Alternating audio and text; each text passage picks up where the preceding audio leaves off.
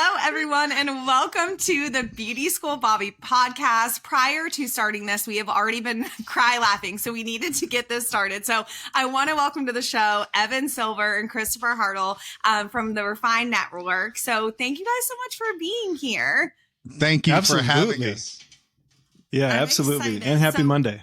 Yes, happy Monday. I hate that we're not all able to do this together, but it's a little challenging to get everyone in one spot. So doing this virtually, but hopefully there will be a day that we get an in-person episode. Evan, this is your second time on the podcast. Look at me. I'm an alumni now. Ooh. I know. I'm excited to be here. After this, we'll decide if Christopher gets to come back. But so far, Evan, you're good. Well, Christopher, do you have to see? Do you remember I'm last gonna bring time it. I was there? I had blonde hair. Remember that? You did have blonde hair. Yeah, people I were wonder like, if people are going to recognize you this time. yeah, I did No it for idea. a good cause. So just, I didn't want my friends were like, what are you doing? Like, dude, you're almost 40 and you're dyeing your hair blonde. So won't be doing that again. Well, we'll see. Yeah, we'll see about that actually. Yeah. Let's not close any doors.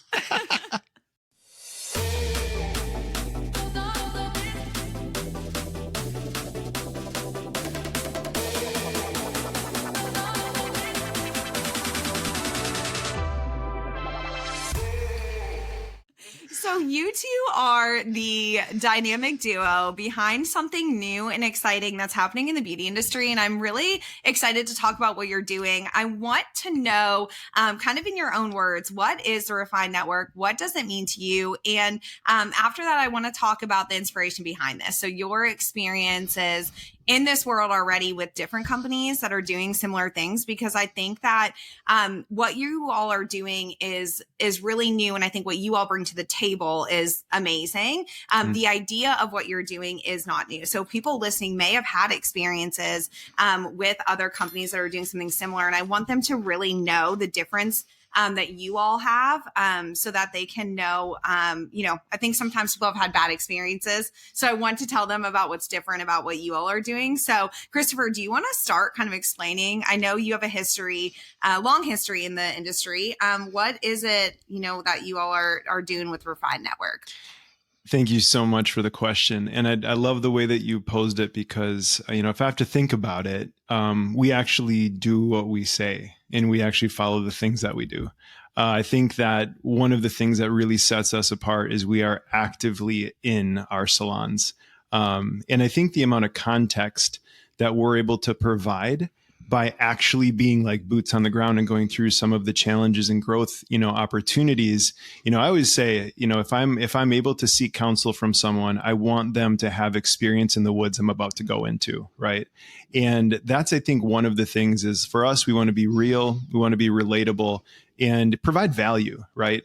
I think that the most beautiful thing is within this business is there are so many ways to approach this business. And just like you said, information and disinformation, how do you know the difference? And I think one of the things that we really strive to do within the Refined Network is actually have relatable, real experience as we lead. And I think the other piece of it, as we think about Refine, one of the other parts that's really special about it is our intention is not to come into your company and turn the whole thing over, right? And just give you this one size fits all, you got to fit in this box type of solution. Genuinely, what we want to do is actually keep your organization, and refine the areas that you need support within.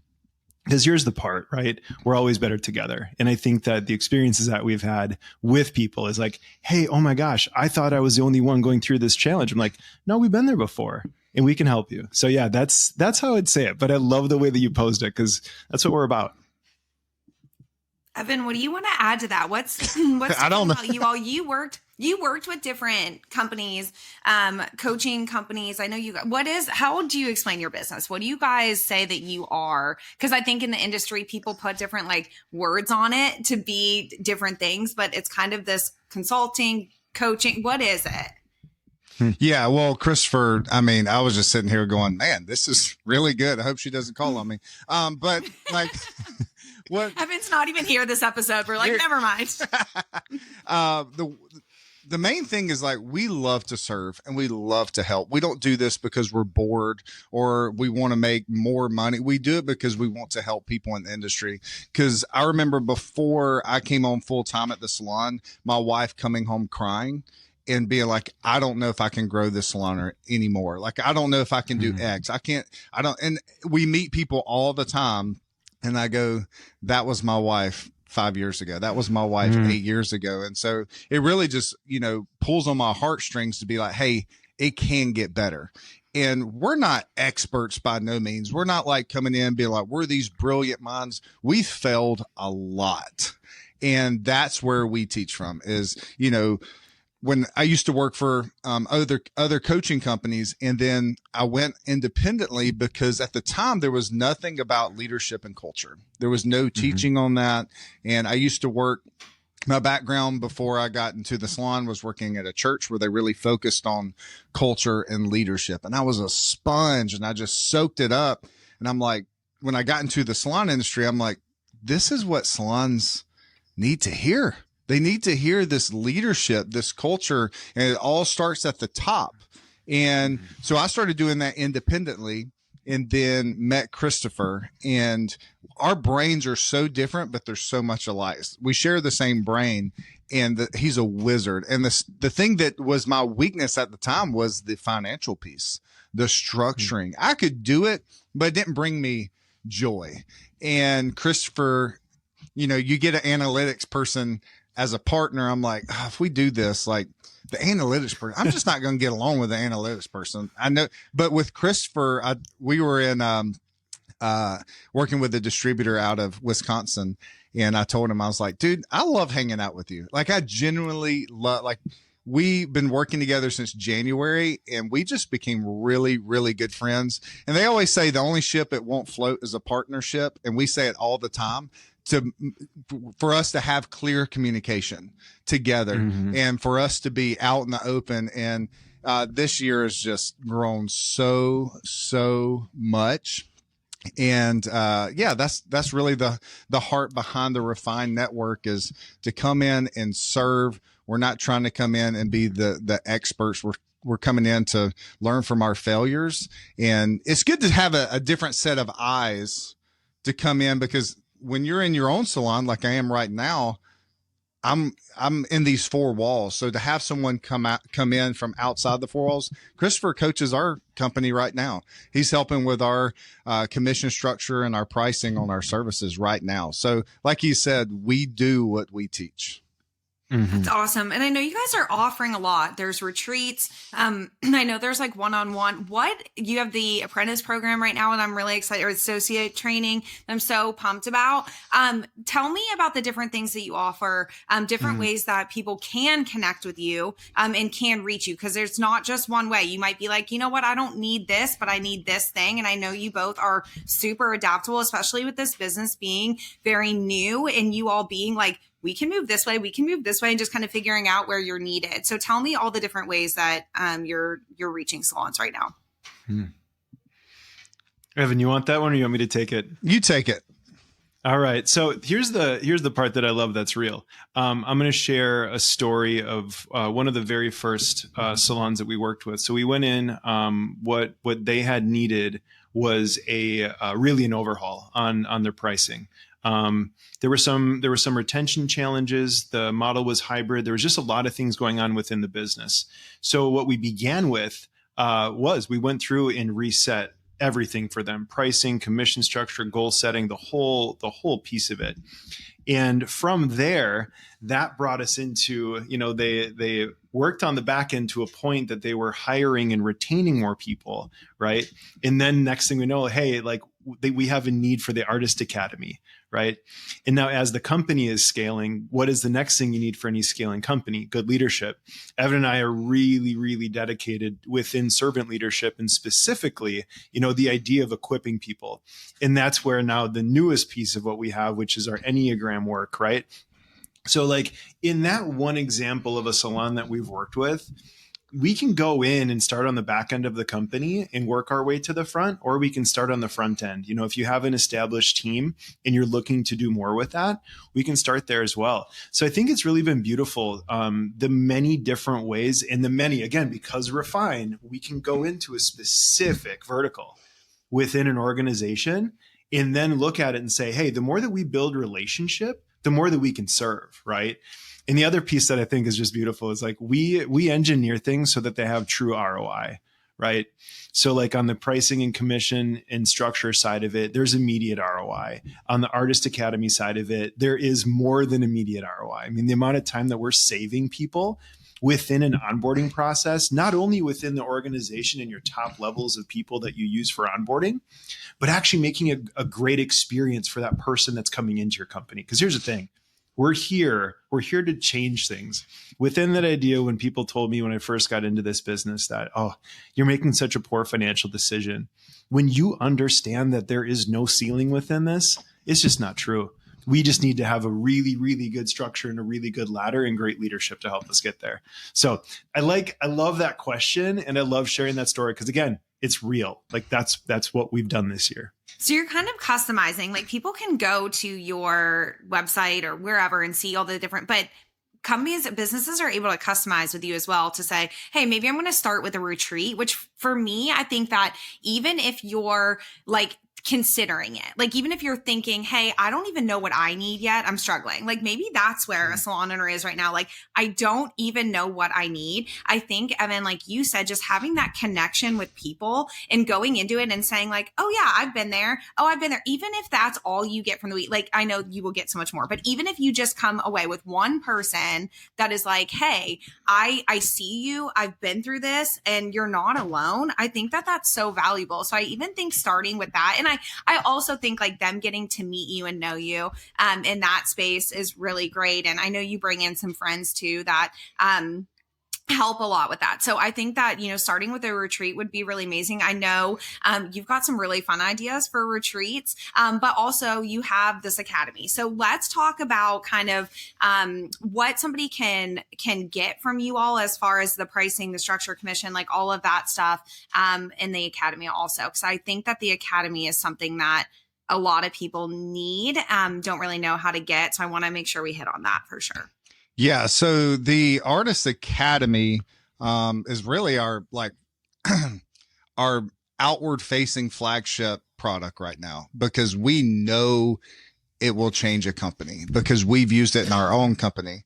So what it is 6 months of training. And so the great thing about it is when a new stylist that goes to cosmetology school and graduates and comes into the salon, they know immediately when their graduation date in the Artist Academy is. So it's 24 weeks.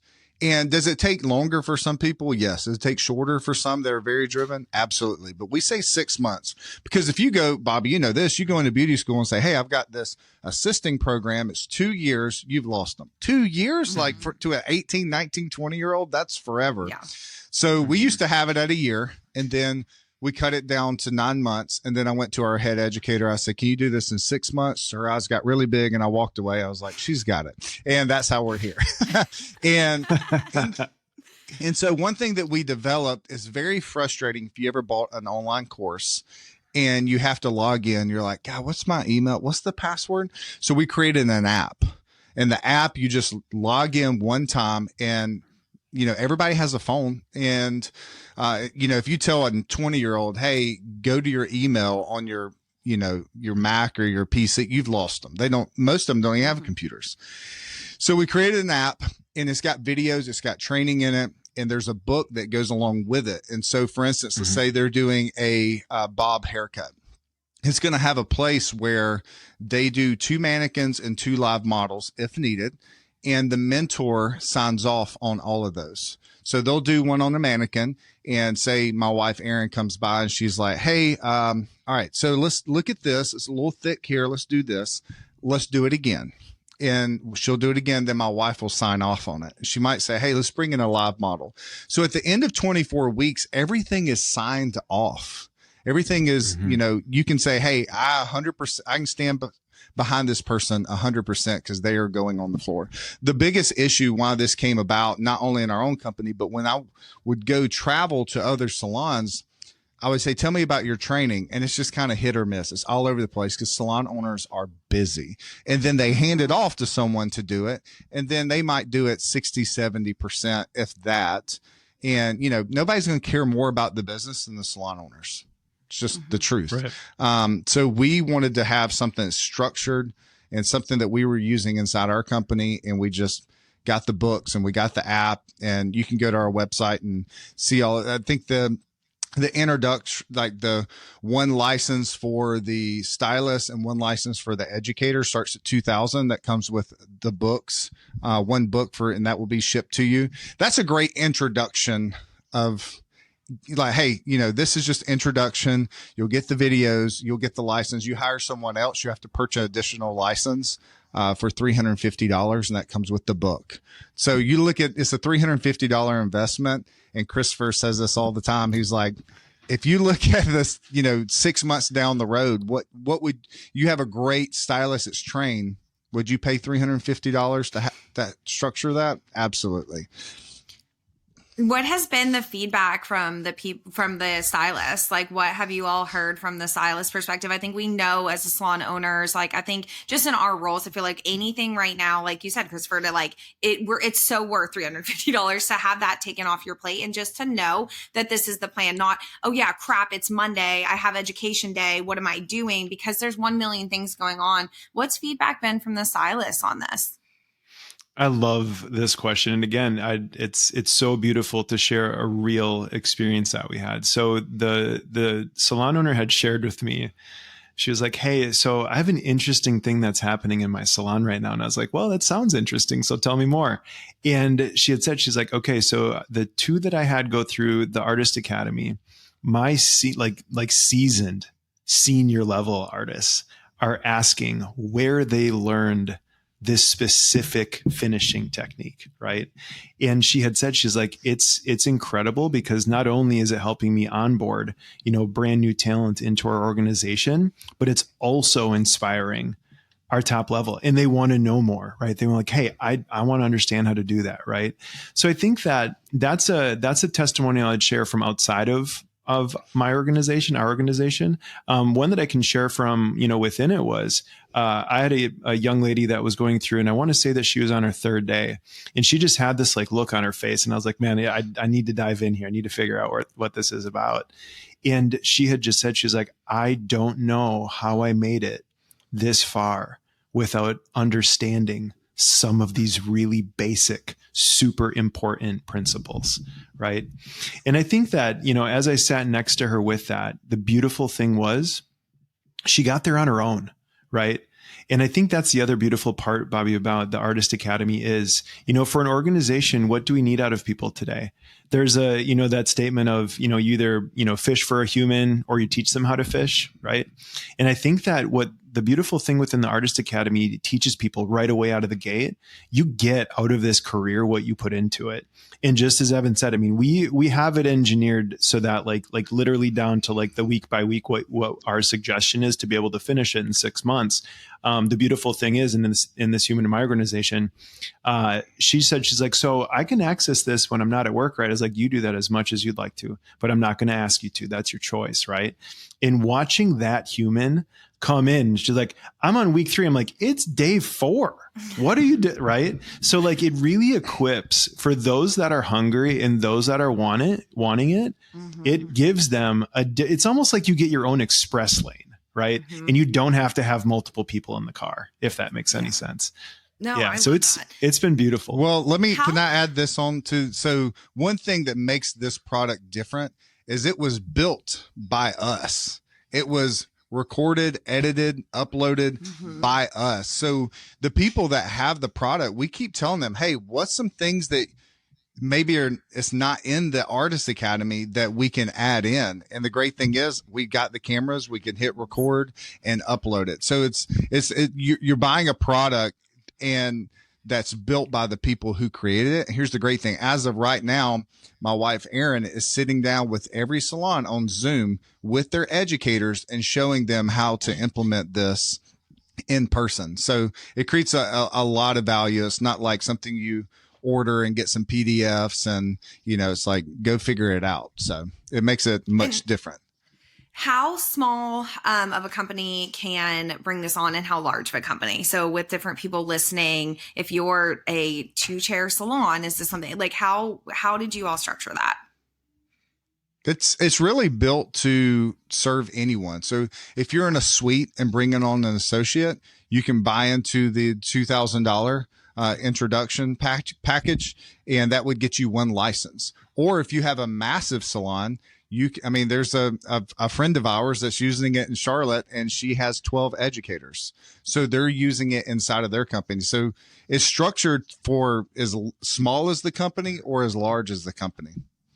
Okay, good. Now, what was one thing, I'm going to ask you guys to be like super honest, just because again, if there are people listening that are, with, a different company or whatever, what was the one thing that you all were like, I will do this different. I will not do it this way that it's always been done, or I had this experience. Is there anything that you guys were like, for sure, we'll never do that? Was there anything that you kind of bonded on over that or same experience without disparaging other companies? I don't know if this is going to be what you're looking for, but when we did the leaders retreat, we were like, we want to do something that's real, that's relaxing. Because every salon event you get, dressed up and, go to these schwanky events. And we're like, you know what? We're just going to do something very relaxing. And one of the salon owners that's going through the coaching with Christopher right now, getting her revenue pricing and commission structure correct, or service pricing. At the end of the event, we go around, we're like, what's one thing you're taking away? And she said, I've worked with a lot of coaches. This is real. Like, this is real. And so that's one thing that we were like, you know what? We're not going to fake it. If we get up there and we're teaching and somebody has a question, we don't know the answer, we're going to say it. But that was one thing, is like, we want to come in and be real and be honest with people and just walk with humility. And that's something Christopher and I have been talking about. There's a quote that Chad Veach says that, pride walks in the room and says, here I am. Humility walks in the room and says, there you are. And so we want to be that company that walks in the room and says, there you are. That's amazing, Ev. I love that. And I do think that you guys do such a good job of keeping it real and just being like, this is just who we are. Like, you feel that for sure. This isn't just like you guys are saying that like, oh, we're real. Like, you are at your retreats and stuff, and just in person, obviously, just in general, like just who you are. And I think that makes a big difference. I think that it's going to be really like interesting to watch how you grow. I think that a lot of people are like, oh yeah, we're going to, like in the beginning. And then there's like a limit, right, to how many people you can influence. Now, I think with like social media and you guys having like the Artist Academy and stuff, you'll be able to reach. But I think that there's like a switch that happens. And I don't necessarily think that it's always like corporate, but I do think that for me is just a feeling that I don't love that. And I think that what you all are doing, what you're attracting, is that same personality of like, you know what, I'm not that. It's fun to go to a show or like pretend or whatever for like a little bit, but at the end of the day, my every single day is, it's real. So I like that you guys approach it from that. Christopher, what was something that you were like, if we do this, we will not? So I think I love that question, Bobbi, because I've been going through every aspect of things that we've built out. And I think that our vision was just like, we saw a need. And I think that we genuinely just looked and said, okay, let's engineer this to be better than anything that we've experienced. So I really feel, and this is one area that if I can speak to Evan's just integrity as a human, I remember very, very early on, and he had said to me, he's like, oh yeah, I don't consume a lot of other content that's within the industry. And I thought it was interesting, but then I understood that it was from a space of just like honoring them and also respecting them and us. Mm-hmm. So within a lot of the stuff that we've built, and Evan said it well earlier, like our brains are similar, but where we can go deep are in very different areas, right? And with what Evan brings to the table with understanding how to optimize things, I mean, the man will find time when the time doesn't exist. Mm-hmm. So when we're able to pair up in that way, a lot of it is just like, hey, what's the idea? And also like sometimes like what's unscalable and how do we fulfill that? Mm-hmm. So much of what we've done and built within this is like, we wanted to be able to reach everybody and anybody, right? We wanted to be able to have things that were like accessible at all times. We wanted to build tools that people actually understand how to use. Like my best day right now is when I have a salon owner that we've brought through the revenue and pricing and commission and structure. And they reach out to me. They're like, hey, I think I might've broke something. And I get a good idea of what's going on. And I'm like, you are using this amazingly and you broke it and it's easy to fix, but you're using this amazingly. And it's the biggest compliment to me because like, numbers to so many are so intimidating, and it is real. But the part that I think you can teach people is if you understand that all numbers have a narrative behind them and that we're all storytellers naturally. So if I can teach you how to understand the story that a specific set of numbers is having, we've just hacked it. Right. Mm-hmm. So like, that's maybe the piece is like making sure that people can actually use the things that we're putting out into the world. Yeah, I think you guys both of your personalities and stuff, it really is such a good mix of if somebody, do you guys break it up by like, if you get an email that comes to both of you from a salon, are you immediately like, oh, Evan's got this. Oh, this is Christopher. Like, do you guys already, even after only like working together with this project, like after a year, are you already like, nope, this is me. Yep, that's you. And just already know that? Yeah, it's kind of freaky how we haven't really talked about it. But we have a coaching software where, he has an account, I have an account, we can share everyone that's in it. And there's never like, hey, are you going to take care of this? I can't think of a situation like we've never really talked about it, but yeah. I mean, he's neck deep in coaching, I can't remember how many, but a lot through the revenue, the service pricing and the commission structure is a deep, deep dive. And sometimes you can dive into a company and be like, okay, this is pretty good. We just need to adjust X, Y, and Z. Then you get in and it's like an onion and you can just keep peeling and you're just like, oh, this is really deep. Like, so you don't want to go in there and just restructure the whole thing. And maybe he could talk more about that if we want to. But, some salons are going to take more time. And so, he's dealing, I would say probably 90% of his time is working with those salons because it needs a lot of time and energy. Yeah. And, this is one of the parts I think to anyone out there that's looking, an entertaining partnership, really seek a partner that can go to the areas, not that you can't go there, but they're just not ones that like naturally bring you joy. Mm-hmm. And the part of it that Evan does amazingly well. I mean, first out from his background, the man understands production like no other. Compliments, Mark. I know that you're somewhere back there. So like, here's the piece though. So like my experience in partnership with Evan is that he's able to go into those areas and again, just look at process. Like, okay, how do we make this the best experience? And then also how do we do so in a way that like, we don't have to go back and constantly like be retweaking and, doing the thing. We'll make the investment all the way down. I mean, our website was a labor of love, right? We were crushing on that thing leading up to big event. And the part that I'm so thankful though, is we put in the work. And it is serving us powerfully well, just like so many other things in business, right? Mm-hmm. And Evan just has this, again, like I said, he finds time where time doesn't exist. So Evan's silver time, it's just this magical area that you get to experience. And in my experience, just like, all right, you got it all laid out, man. I'm going to go through. You can't, I think there's the saying like, when you sit down at a full table, you can't complain about eating, right? Mm-hmm. And he just makes it easy. It's like, all right, let's go. Course by course. Let's do this. I love that. I think that's great. And I think that that's so valuable for the business. And I think that there's definitely, I'm sure, salons that are going to really, gravitate towards Evan, and certain salons are going to gravitate towards Christopher. And I think that that's even more special too. Like, it's okay. Like, it's not a negative thing. I think I've seen a lot of partnerships are where I think it can go wrong is it's like, there's a competition in that when really, like you're saying, Christopher, like finding the person that, enjoys the thing or is better at the thing that you're not great at is such a gift. And I think you all all are just way ahead of everything, figuring that out now. And I'm just really excited to see where this goes. And because being in at the beginning of this and seeing you all start this and then it go from, even bigger is really awesome. So I want to ask you all a question. So when you all are preparing this Artist Academy and stuff, you're dealing with people that have just started in the industry, maybe, fresh out of beauty school. I had a conversation on an episode recently about how in life we're constantly like going towards the next thing, but the next thing, like there's never an end to the thing. So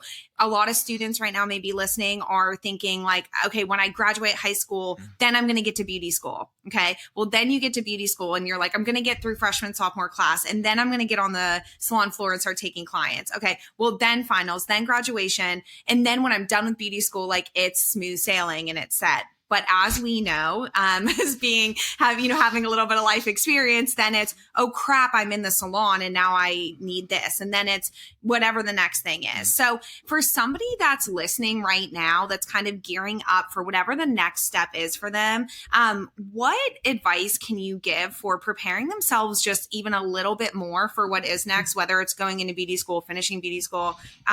What do you think people really, really need to know? What do you wish that you could just really feed to somebody right now to say like, here is what I wish I would have known for getting ready for what the industry could possibly throw at them? Evan, I'll start with you. So I didn't go to cosmetology school. I did think about it a few years back, but I didn't go. I think like we should go together. That should be a reality show. Yes, you and me going to beauty school. It's like Billy Madison. Literally. Which, if your students are listening, they're like, who's Billy Madison? Old Adam Sandler fan. So the first thing, let me start with this. There's two things when I walk into a salon or when I walk into a cosmetology school. I know the person who's, knows all the students that works there. And I say, hey, the first couple times I'm like, hey, don't waste my time with everyone. Like, what I'm looking for. And I tell them now, I can tell them I'm looking for the Alondras. I'm looking for the Livs. I'm looking for the ones that have came in our company, and done really well and fit our culture. But I'm looking for how much time have you missed? Because can you show up on time? Because I walked in one time and I said, tell me about him. I went and met him. He was very professional. She said, he's great. I just can't get him here on time. I'm like, nah, never mind. And I said, do you tell him that? She's like, oh yeah, I'll tell him the salon owner was in here. And that's why I had to tell him. So, and then how do they show up? Because the cosmetology schools here, their dress code is very relaxed. So for instance, Liv, who we hired, it was St. Patrick's Day. I went up there and I just dropped in. Everybody looks like they're in pajamas or just rolled out of bed. She's got her hair done. She's wearing this dress that is white with green polka dots all over it, big polka dots. And I'm like, yes, like that confirmed that's the type of person we're looking for because they're taking it very serious. Mindset would be number one. Like if your students or if you're in cosmetology school, listen to this, you have to get your mindset correct. Watch who you hang around with. One of my favorite quotes is John Maxwell. Everything worthwhile in life is uphill. Think about it. You want a good marriage? It's uphill. You want a big career? It's uphill. You want to be a good parent? It's uphill. But the quote then finishes off, sadly, a lot of people have uphill hopes and downhill habits. So if I could go back and talk to 20-year-old Evan, I would just be like, hey, surround yourself with successful people, have a mindset. Hang on. I just smiled over 20-year-old Evan, so big. Yeah, I had this swoop hair. Came up. Yeah. Come on, Mark. Get it in there. And then the other thing is shadow salons. I'll go into the schools. And I'm like, hey, when do you graduate? Oh, in 2 weeks. I'm like, great. Where are you going? I don't know yet. Have you shadowed any salons? No. I'm like, what? Like you basically have a wedding date and you haven't been. Yeah. I say, hey, it's like dating. I'm not on Tinder. A friend of mine had it and I was like, let me check that out. But from what I've gathered is people can look really good on Tinder. They can have this profile and then you go meet them and they're rude or they don't look like that's the same thing in salon world. If you look at their Instagram, you're like, oh, I'm going here. and you didn't shadow and like go in there and ask, how many new guests have you had? What's your core values? What's your mission statement? And if they're just like, that's a red flag. So that's the two things I would tell them is mindset, hang out with successful people, and shadow salons. Like get out there and date salons. And then if people charge you to shadow, I've heard that's happening. What? No, red flag. That's crazy. I love that you brought up the on time thing. I recently had a high school visiting. And so when a high school visits, I'll bring in like graduates to talk with them and like go on the tour with us just because like they were in class with them a year ago. And I would just want them to see like, hey, no, this is real. And here she is here. And that could be you.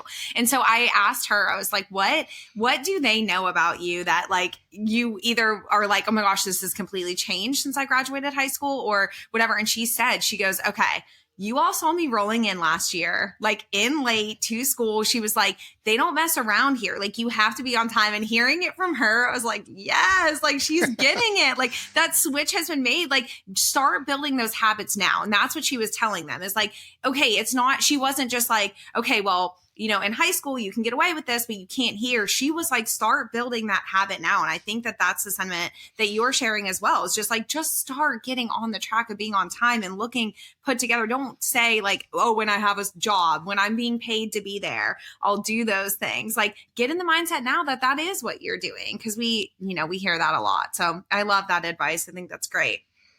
Christopher?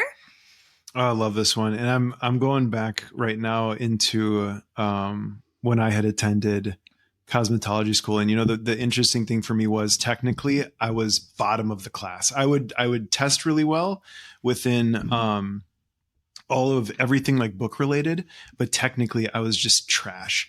And I remember though, I was like, okay, so like if I'm going to have to rescue the appointment with a bit of charm, some sales, right?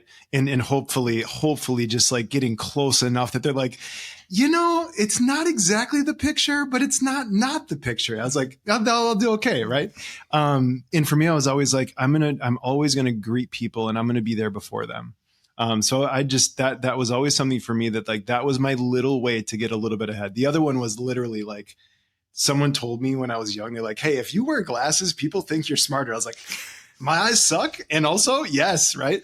Okay. Though, no, to get serious to this one, cause I think it's so big today. You know, for students listening, there is so much great information and there's a lot of disinformation out there. And when I thought about this question, I think really having a clear, like the clearest why, like, why are you going into this? Right. And the reason that I want to ask that question and have people think about that is like knowing what you want to get out of this career. Because I think right now, you know, one of the things I've been in this industry for the last 15 years now, and I've really got to see it change a lot. And what I've also got to see is people that I think were trying to fulfill goals that they weren't actually attached to. It was just like what they thought that everyone said success was. And then you get there and you're like, oh, wait a minute. I didn't want to play this. I didn't want to be in this part of the game board. And you're like, oh, well, do you see the last 4 years of choices that you've made? I mean, we landed there. So in being clear with your why, know what you want to get out of it. I think it's such an important thing. I think there's so many ways to be successful within this. We truly have when you look at how dynamic of an industry this is, the amount of personalities, the amount of life, the amount of challenges that you're going to work through within your clientele. And then here's the other like kicker. You also have to do the work. So this one is like, it's literally like, I just encourage it. The Enneagram is something that we believe in, but it's something that I would tell everyone that's in school right now, the more that you can understand about yourself, both strengths and weaknesses, and like build up on the strengths, but also like support those weaknesses and leverage them and invest in them, it would be an Enneagram. Because the part when I think about it, we're in such a personality diverse like world right now, in knowing how to navigate that, in knowing what's going to be easy for you, and knowing what's going to be challenging for you, and knowing how to show up within that. Because the weird thing that we do is we provide a technical service, we give an experience through that. The part that we like don't talk about though is like the shared time. And to be able to actually build a relationship that's going to support a career, you really have to be multifaceted and be really, really aware of yourself. So Enneagram in leaning into that. And there's many other things that I think that you can do, but the Enneagram is a really beautiful way to begin that journey. And then the other one that I would really strongly encourage, I think so many people today discount the beauty industry and being behind the chair in the sense of, the narratives of like, oh, there's not money in that. There's money in anything, right? And the thing that I always would look to encourage is understand out of the gate that you have 3 income streams. In what those 3 income streams are your service compensation, your retail compensation, and then what you're tipped. And I think that like building a life that you understand, like, okay, service income is going to be your major. What are the things that you take care of in your life in that way? Okay, cool. Retail income is definitely one that if you prescribe to, there is a ton of money there. Does it averagely happen within the industry? No, because we don't support the idea that artists can sell things, right? So having that awareness, and then where can that income go? How can it help you, right? And then the last one is going to be your tip income. And again, with that one, what parts of your budget, right? I'm a huge person on having safety and security within your financial, but then also so that you can make the investments in yourself. Like I said earlier, like there's so much information out there. Just think of the things that you can access with us 24 hours a day.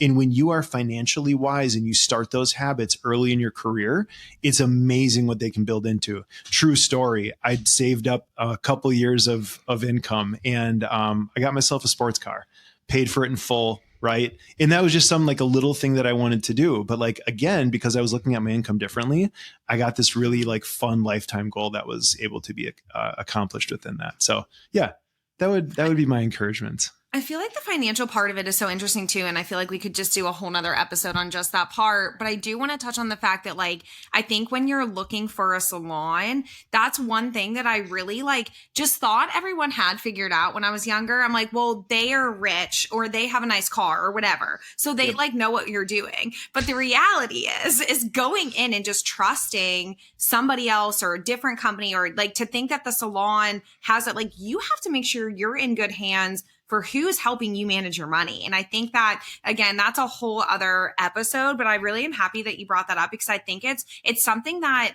I think will change as we've seen this change in the industry where people are wanting to be out on their own more. But why? Like, why do you want to be alone in that? Like, why do you want to do that? Well, they probably have had, or at least maybe felt like somebody was mismanaging their money before. And I think that we're going to see maybe in the next year, like, I think that that's going to be a huge discussion of like when you're going into a salon. I don't know that students are asking. I mean, they're asking about money. What's your, how long's the program? Like all of those things. But I think diving in even deeper is so valuable. And I wish that that's something that I would have maybe been more prepared for. Bobbi, also. I love that you're saying this, and I just want to share this quickly, and I think it's pretty simple. I think there's a really interesting differentiating factor. If you go into a salon and there is the sense of the conversation that they just want to throw you in right away and like, okay, cool, and what's your schedule? And how, like 40 hours sounds great. And like they just fill it. That tells me a lot about the organization. Right? They're making moves immediately so that like they're having revenue come in versus like, hey, we want to get to know you as a human. We want to invest in your skill set, shore up any areas that you still have to work on so that when we start to build a business with you, we've set you up and you're on the best place to be able to move forward. Because here's the thing, like this career in this industry is beautiful, but I'll tell you what, there's mistakes I made in my early days that I think about them to this day. And in knowing that you're going into an organization that has your best interest in mind and knowing that like, you're not there just to like immediately be bringing in revenue and money for them. Right. Like, I think that's a really, really important piece to look at. Hey, can I share a fun fact that's not fun? Average salon owner makes 30. Like, can I just like really bring down the mood? Can I just squash this whole thing we've got going on? I know we've been giggling all morning, but can I just really? The average salon owner makes $35,000 a year. That's the average salon owner, $35,000. Are you serious? Yeah, like that's real. Yep. What? And and I'm not like up for crushing anybody's dream of owning a salon, because my wife had that dream. If I knew these stats before, I don't know if we would have a salon. But it's really mind-boggling to me that people graduate school, they get their license, and we're one of the few only industry that I know that's like, go start your own business. It's like, oh, here's your license. Good job. You're new to this. Go start your own business. Like, it's crazy. So I think what Christopher is talking about, you create a company where there's structure, there's systems, and our job as leaders is to make success easy for our team. Now, if people leave our company and go start their own salon, that's a whole other thing. But we want to create an environment where they're going, why would I leave this? Like, this is, I can leave and literally not have to contact any of my guests. I don't have to go by the supply store. Like, if there's drama in the salon, the leaders are going to take care of it. I think that's where a lot of salon owners, slip, is because you pitch, oh, we don't have drama. We don't have gossip. And one of the main things is what I tell people in orientation. Part of your commission goes to having leadership in this company and having culture in this company. And when there are drama, gossip, negative, like miscommunication, we handle that. And we're going to let you know we're going to handle that. And then people want to be a part of something like that. Like, you turn on the TV, it's all negative. And when you have people showing up to group gatherings and be like, I freaking love my job. Like, people start noticing and they're like, what's going on? Because everybody else hates their job. Not everyone. Yeah, everyone and always. Yes. Well, that's great. I want to end with something I had texted you guys yesterday just to kind of ponder on and think about. But when you're talking to people about coming into the beauty industry and you hear maybe their ideas of what they think is going to happen or just things that they've heard about the industry that you would love to be like, if I never hear this again, it would be really great. What is the thing that like irks you the most about maybe myths about the beauty industry? What is the thing that you're like, oh, this is just so wrong and people don't know and you just want to scream it? Oh, can I go first? Because yes, you're ready. All right. So luckily the last time this happened, there was a former salon owner that works with us that she was in the room because I was like, please take this answer because I'm going to come off very aggressive. So 9 times out of 10, I asked them, hey, what's your goals? And 9 times out of 10, they want to be a salon owner, which, our local schools tell them to go start their own company. And it doesn't scare me. I'm like, I always ask why. And a lot of them are like, I'm not sure. So I get this answer a lot. And it was freedom. I said, freedom. All right, break that down for me because maybe you know something I don't know. She said, well, freedom to schedule. Like, I want to become a mom in 5 years and I want to come and go as I please. And I was like, I'm about to lose my mind. I was like, I guess. What did your face look like as that was happening? Like, I really wish you would have had a camera on you. Like, were you just like, just smiling through it? We do have a security camera in our office, but yeah, I looked at Teresa and I was just like, please answer this because I'm about to say, here's another funny story. This girl came in and this was years ago. And I said, she wanted to start a salon. I said, why do you want to start a salon? And I'm an Enneagram 7. So I don't like quiet. Like if we're talking, it goes quiet. I'll say something just so it's not awkward. So she looks down. She looks over she kept pacing back and forth, like with her head. She's like, I haven't really thought about that. And then she's like, well, I guess I want to own my own salon because I think I can make it look really cute. And I was like, I laughed. I was like, oh, she's not kidding. So I think that's one thing, like, is owning your own salon. Are there great salon owners that are in school right now? Future salon owners? Yes. But the myth of it's about freedom and, it's owning a salon. If the average is $35,000 a year, like that should tell you something. Like they say right now, the way to make the most money is behind the chair.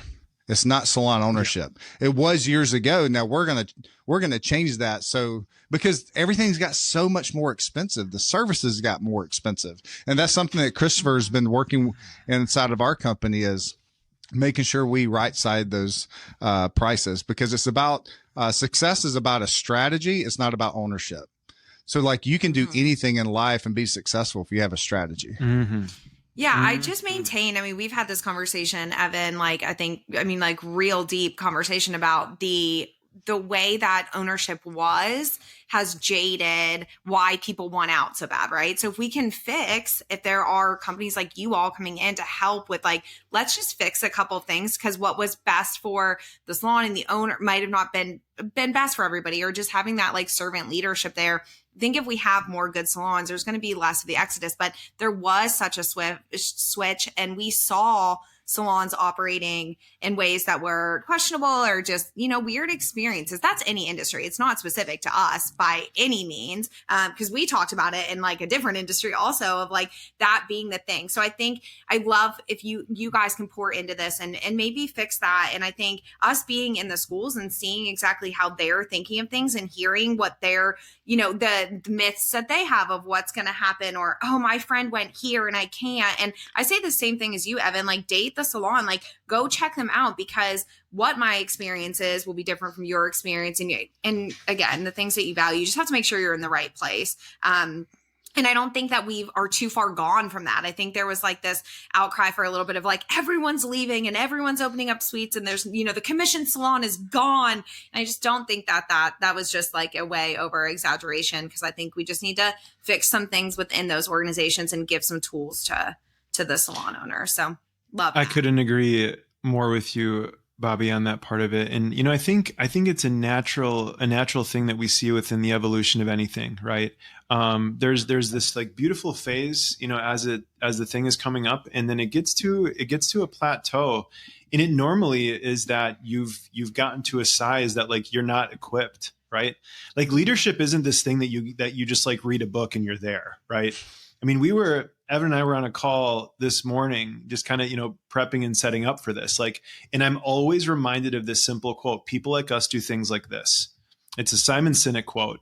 And the myth that I want to apply this to, I think for me is, I see it so often. And even like I was in using AI this morning, and it said something about like, and one of the perks of the beauty industry is once you build up a clientele, the relationships will take you through the rest of your career.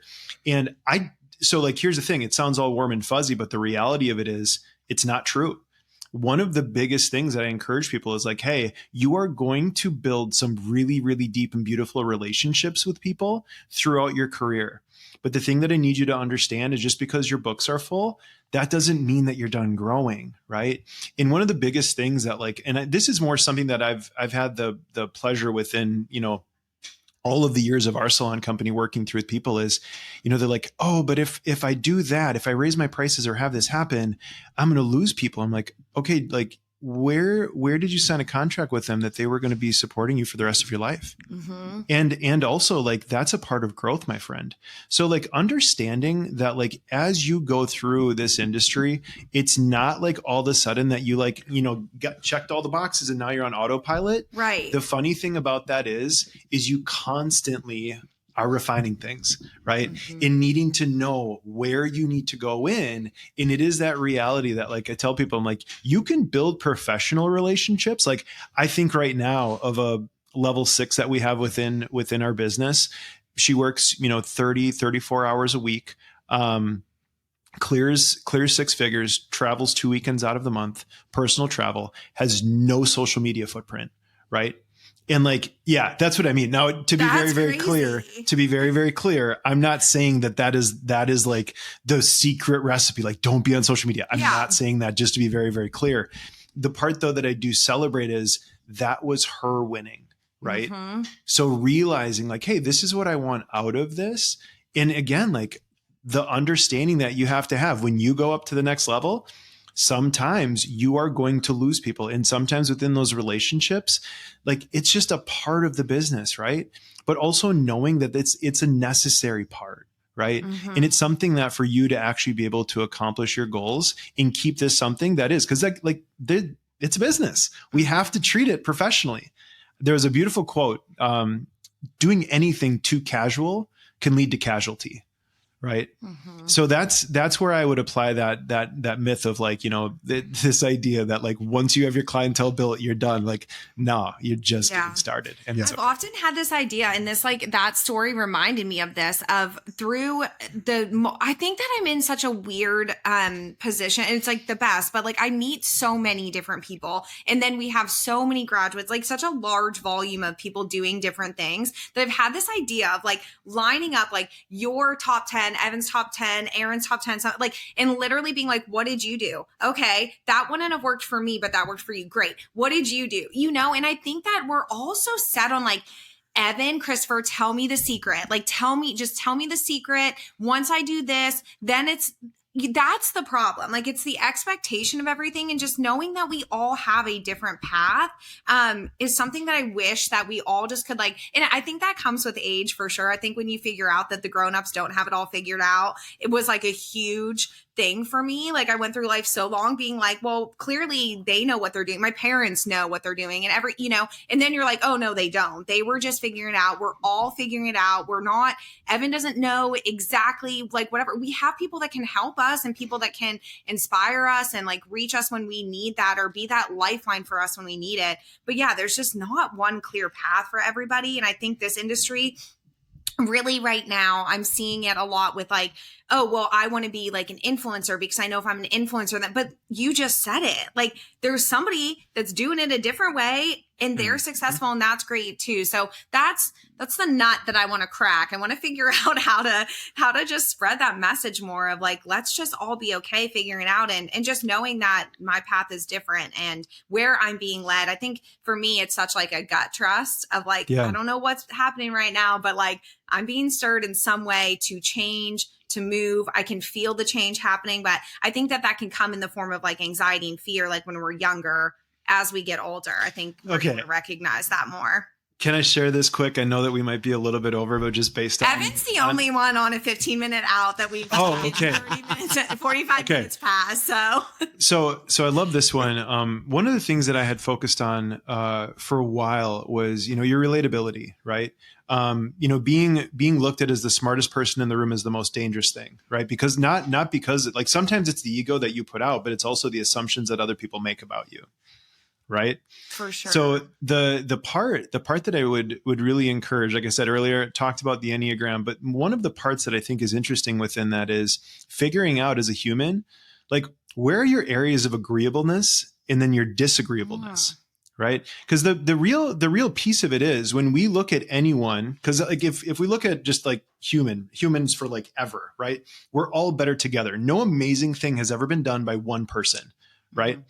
Truly, like they had a team, they had support. There was things underneath them, right? So if we think about the idea that if you're like, well, I do tend to like, get into arguments with people. Okay, what creates that, right? Is it the lack of ability to have an open mind? Is it the thought that you're right? And I think that that's one of those things that like when we look at as humans, like, am I agreeable or disagreeable? And then what does that create around me? Right. Mm-hmm. And if we all have an awareness to that, think about like how much we can actually get out of each other. Cause you said it exactly well. Like one of the most beautiful experiences that I had this year was actually when we were driving back from the event that we had with you. And it was Evan and Aaron and I in the vehicle. And Aaron is just like asking these like, oh, I wonder if we can create an ROI for this. And I'm in the back seat like, yes, Aaron, tell me more.